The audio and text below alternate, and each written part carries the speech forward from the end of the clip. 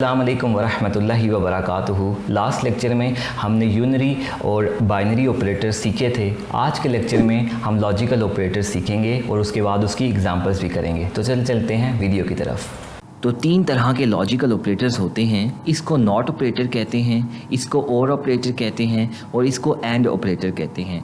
एक एक करके हम इनको पहले सीखेंगे और उसके बाद इनको मिक्स करके हम प्रोग्राम्स सॉल्व करेंगे और फिर एंड में आपको भी सॉल्व करने के लिए एक असाइनमेंट दूंगा। तो चलें सबसे पहले करते हैं नॉट ऑपरेटर।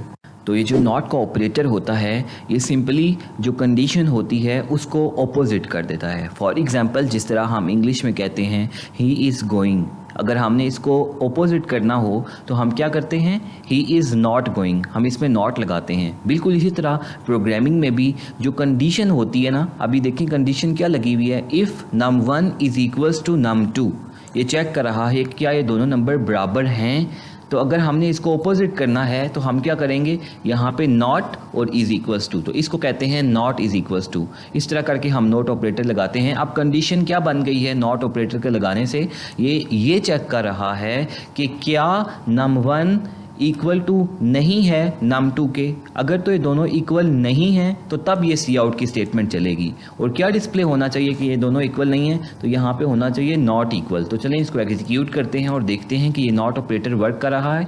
अब देख सकते हैं लिखा हुआ आ रहा है नॉट इक्वल, ठीक है, क्योंकि num1 और num2 में 5 और 3 पड़ा हुआ है। तो इस तरह करके ये नॉट का ऑपरेटर यूज़ होता है। सेकंड हमारे पास है और ऑपरेटर। ये उस वक्त यूज़ होता है जब हमारे पास एक से ज़्यादा कंडीशंस हों और सारी कंडीशंस में हमें जो है वो सेम काम करवाना हो। तो चलें इसको हम एक एग्जांपल से समझते हैं। आप देख सकते हैं कि मेरे पास एक वेरिएबल है, लेट्स सपोज num1, इसमें मैंने कोई वैल्यू स्टोर की है। तो मेरा जो प्रोग्राम है मैं ये करना चाहता हूँ, मैं ये चेक करना चाहता हूँ कि इस वेरिएबल के अंदर अगर तो 2 है या 4 है या 6 है या 8 है तो स्क्रीन के ऊपर जो है वो इवन नंबर डिस्प्ले होना चाहिए। तो मैं किस तरह से इसको एग्जीक्यूट करूँगा, सबसे पहले मैं चेक करूँगा कि क्या num1 में 2 पड़ा हुआ है तो इवन नंबर डिस्प्ले हो जाए, num1 में 4 पड़ा हुआ है तो इवन नंबर डिस्प्ले हो जाए, 6 पड़ा हुआ है तो इवन नंबर डिस्प्ले हो जाए, 8 पड़ा हुआ है तो इवन नंबर डिस्प्ले हो जाए। तो इस तरह एक कंडीशन के लिए मुझे जो है वो एक इफ़ की स्टेटमेंट लगानी पड़ रही है। आप देख सकते हैं मुझे यहाँ पर 4 कंडीशंस के लिए 4 इफ़ की स्टेटमेंट्स लगानी पड़ी हैं, ठीक है, और उसके बाद 4 टाइम्स जो है वो इवन नंबर मुझे लिखना पड़ा है। तो ये जब हम प्रोग्राम्स लिख रहे होते हैं तो फ्यूचर में जो होते हैं वो प्रोग्राम्स बहुत कम्प्लेक्स हो जाते हैं। कभी कभी इफ़ की स्टेटमेंट के अंदर इफ़ स्टेटमेंट्स आ जाती हैं तो वो बहुत घिचमिच हो जाती है। तो इसका जो शॉर्ट लिखने का तरीका है वो ये है कि हम और ऑपरेटर यूज़ करते हैं। वो हम किस तरह से करते हैं, वो हम क्या करते हैं, सिर्फ एक ही इफ़ की स्टेटमेंट लगाते हैं बजाय इसके कि हम 4 इफ़ की स्टेटमेंट्स लगाएं। इस एक इफ़ की स्टेटमेंट के अंदर जितनी भी हमारे पास कंडीशंस होती हैं वो हम लिख लेते हैं। तो अभी हमारे पास 1 2 3 और 4 कंडीशंस थी ना, तो ये आप देख सकते हैं 1 2 3 और ये 4 कंडीशंस हमने लिख ली और इन कंडीशंस के दरमियान में हम और का ऑपरेटर लगाते हैं। ये जो आपको 2 लाइनें नज़र आ रही हैं इसको और कहते हैं, ठीक है। तो ये एक कंडीशन, फिर और का ऑपरेटर, फिर दूसरी कंडीशन, और का ऑपरेटर, तीसरी कंडीशन और उसके बाद और का ऑपरेटर, ठीक है। और इसके बाद आप देख सकते हैं कि एक ही जो इवन नंबर वाली स्टेटमेंट थी सी आउट की, सिर्फ एक ही लिखनी पड़ी है। तो इस तरह करके बहुत ज़्यादा हमें कोडिंग करनी पड़ती है, इससे हमें कोडिंग भी जो है वो कम करनी पड़ती है, ठीक है। तो एक तो बात ये थी, और एक और तरह से अगर मैं आपको समझाऊं तो अब ये देखें कि जो और की स्टेटमेंट होती है वो वर्क किस तरह से करती है। वो इस तरह से काम करती है कि जो इफ़ की स्टेटमेंट है ना ये, ठीक है, तो आप देख सकते हैं सबसे पहले ये सबसे पहली कंडीशन को चेक करती है। तो आप देखें सबसे पहले if num1 is equals to 2, ठीक है, अगर तो इस num1 में 2 पड़ा हुआ तो ये बाकी जो सारी कंडीशंस हैं वो चेक नहीं करेगा, ठीक है, ये ट्रू हो जाएगा और जो भी इसकी बॉडी में होगा वो इफ़ की स्टेटमेंट में एग्जीक्यूट हो जाएगा, स्क्रीन पर इवन नंबर आ जाएगा। लेट्स सपोज अगर इसमें 2 नहीं पड़ा हुआ, ठीक है, तो उसके बाद वो फिर दूसरी जो कंडीशन है वो चेक करती है। लेट्स सपोज इसमें 4 पड़ा हुआ है तो ये आगे वाली जो दोनों कंडीशन हैं इनको चेक नहीं करेगा, कंडीशन ट्रू हो जाएगी कि 4 ही पड़ा हुआ है और ये इवन नंबर डिस्प्ले हो जाएगा। लेट्स सपोज उसमें 2 भी नहीं पड़ा हुआ, 4 भी नहीं पड़ा हुआ, तो तीसरी कंडीशन उसके बाद चेक होगी। लेट्स सपोज उसमें 6 पड़ा हुआ है, तो अगर उसमें 6 पड़ा हुआ है तो आगे वाली जो कंडीशंस हैं वो चेक नहीं होती और जो उसकी बॉडी होती है इवन नंबर स्क्रीन पर डिस्प्ले हो जाएगा। तो कहने का मकसद ये है कि और स्टेटमेंट के अंदर अगर इन सारी कंडीशंस में से कोई एक भी अगर कंडीशन ट्रू हो जाए, ठीक है, तो बाकी कोई कंडीशन ट्रू है या नहीं है, कोई एक भी अगर ट्रू है या सारी ट्रू हैं, एटलीस्ट कोई एक भी अगर कंडीशन ट्रू है ना, तो वो फिर उसकी बॉडी में आ जाता है। समझ आ गई बात? तो इस तरह करके जो है ये और ऑपरेटर यूज़ होता है प्रोग्रामिंग में। तो थर्ड हमारे पास लॉजिकल ऑपरेटर है एंड। ये उस वक्त ट्रू होता है कि इफ़ के अंदर जितनी भी कंडीशंस हैं वो सारी की सारी ट्रू हों। चलें इसको हम एक एग्ज़ाम्पल से समझते हैं। अभी फॉर एग्ज़ाम्पल देखें, मैं ये चेक करना चाहता हूँ कि मेरे पास एक नंबर है, तो क्या वो जो नंबर है वो 5 से ग्रेटर है और 10 से लेस है। तो वो किस तरह से चेक करेंगे? वो हम एंड का ऑपरेटर यूज़ करेंगे। तो देखिए मैंने कंडीशन लगाई, if num1 is greater than 5, क्या वो 5 से बड़ा है और इसके अलावा 10 से लेस है, तो तब ये पूरी जो इफ़ की स्टेटमेंट है यहाँ पे रिज़ल्ट ट्रू रिटर्न होगा। ठीक है, और उसके बाद ट्रू होगा तो ये लाइन चलेगी। समझ आ गई? इसी तरह अगर यहाँ पे हम एक और चेक करना चाहते हैं कि जो नंबर num1 में पड़ा हुआ है क्या वो 50 से बड़ा है और 100 से लेस है, तो तब स्क्रीन पर मैसेज डिस्प्ले करवाना चाहते हैं तो बिल्कुल इसी तरह हम एल्स इफ़ लगाकर num1 is greater than 50 and num1 is less than 100, अगर तो ये दोनों ट्रू हुए तो तब ये वाली लाइन चलेगी। ठीक है, तो कहने का मकसद ये है कि और में ये था, जब हमने और लेट्स सपोज यहाँ पर लगाया था तो उसमें ये था कि अगर ये वाली कंडीशन ट्रू हो जाती थी तो ये स्क्रीन पर मैसेज डिस्प्ले हो जाता था, या ये वाली ट्रू नहीं होती थी, ये वाली ट्रू हो जाती थी तो स्क्रीन पर मैसेज डिस्प्ले हो जाता था। लेकिन जो एंड का केस है उसमें ऐसा नहीं है, उसमें ये वाली कंडीशन भी ट्रू होना ज़रूरी है, ये वाली कंडीशन भी ट्रू होना ज़रूरी है। अगर इन दोनों में से कोई एक ये वाली ट्रू नहीं है और ये वाली ट्रू है तो ये नहीं चलेगी ये वाली लाइन। ठीक है, तो ये वाली लाइन भी ट्रू होना ज़रूरी है और ये वाली लाइन भी ट्रू होना ज़रूरी है।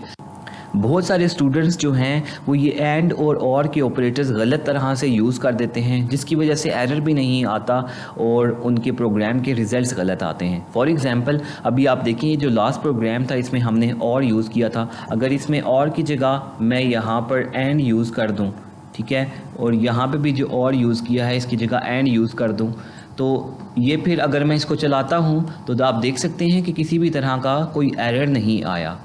ठीक है, लेकिन प्रोग्राम चल गया लेकिन रिज़ल्ट गलत आ रहे हैं। वो क्यों आ रहे हैं? अब देखें, इस बात को समझना बहुत ज़रूरी है। If num1 is equals to 2 and num1 is equals to 4 and num1 is equals to 6 and num1 is equals to 8, तो हमने ये कंडीशन लगाई हुई है। तो ऐसा कैसे पॉसिबल है कि ये जो एक वेरिएबल है इसके अंदर एक टाइम पे 4 नंबर्स हों, मतलब num1 के अंदर 2 भी हो, 4 नंबर भी हो, 6 भी हो, 8 भी हो, ऐसा पॉसिबल है? ऐसा तो पॉसिबल नहीं है। num1 के अंदर एट अ टाइम num2 होगा या 4 होगा या 6 होगा या 8 होगा, ऐसा तो पॉसिबल ही नहीं है ना कि सारे नंबर्स एट अ टाइम हो। तो फिर ये जो हमारी इफ़ की स्टेटमेंट है ये हमने लगाई ही गलत है, तो फिर इसके रिजल्ट्स जो हैं वो इस तरह करके गलत आते हैं। तो इसलिए ये सीखना बहुत ज़रूरी है। इसकी वजह से मैंने जो है वो एक सेपरेट वीडियो बनाई है।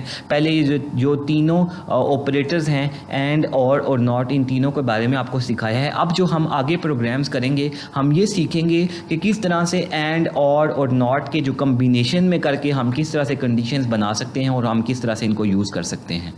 तो चलें अब हम एक ये वाला क्वेश्चन सॉल्व करते हैं जिससे आपको ज़्यादा अच्छी अंडरस्टैंडिंग हो जाएगी। लिखा हुआ है इंटर 2 नंबर्स फ्रॉम यूज़र, मतलब यूज़र से आपने 2 नंबर्स की इनपुट लेनी है।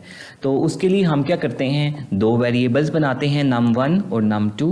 उसके बाद यूज़र को स्क्रीन पर मैसेज डिस्प्ले करवा रहे हैं इंटर 2 नंबर्स और सीन करके यूज़र से हम इनपुट ले रहे हैं। क्लियर? उसके बाद पढ़ते हैं इफ़ फर्स्ट नंबर इज़ 15 और 18 और 19, मतलब एक इफ़ की स्टेटमेंट लगेगी। उसके अंदर हम चेक करेंगे कि जो हमारा फर्स्ट नंबर है वो 15 है और 18 है और 19 है। पहले इतना कर लेते हैं। तो यहाँ पे हमने क्या किया, इफ़ की स्टेटमेंट लगाई, if num1 is equals to, इसको मैं जो है ना वो कॉपी कर लेता हूँ क्योंकि ये कंडीशन ज़्यादा लगेंगी। If num1 is equals to, क्या थे नंबर्स हमारे पास, num1 इज़ इक्वल्स टू 15, 18 और 19। तो 15 यहाँ पे आ गया और num1 इज़ इक्वल्स टू 18 और num1 इज इक्वल्स टू 19। ठीक है, तो ये हमारे पास जो कंडीशन थी 15 और 18 और 19 की आ गई। उसके बाद आप देख सकते हैं लिखा हुआ है एंड।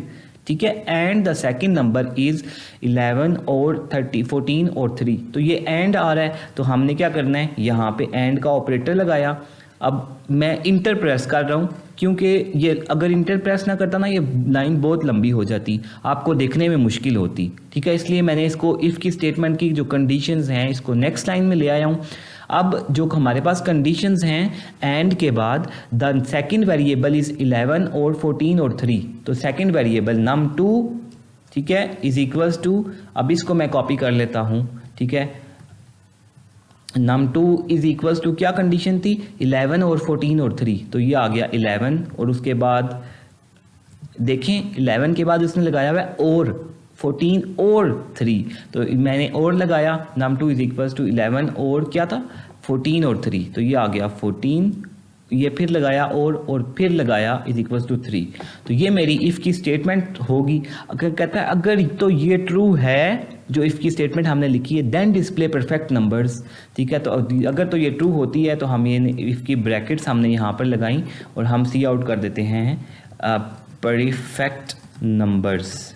ठीक है, और इसको फिर हम एंडल कर देते हैं, दैट्स इट। इसी तरह अब आगे पढ़ते हैं, अदरवाइज डिस्प्ले नॉट परफेक्ट। अगर तो ये इफ़ की स्टेटमेंट ट्रू नहीं होती तो एल्स होगा फिर, और एल्स में आपने नॉट परफेक्ट डिस्प्ले करवाना है। तो ये इफ़ की स्टेटमेंट थी, हम यहाँ पे लिखते हैं एल्स और उसके बाद हम इसको कर लेते हैं सी आउट और लिख लेते हैं अपने पास नॉट परफेक्ट नंबर्स। ठीक है, और उसके बाद सेमीकोलन, दैट्स इट। तो ये हमारा जो प्रोग्राम था वो हमने अपने पास यहाँ पे बना लिया। अब देख सकते हैं कि अगर मैं पहला नंबर 15 देता हूँ और दूसरा 3 देता हूँ तो ये परफेक्ट नंबर्स शो करेगा। चलें देख लेते हैं वो क्यों।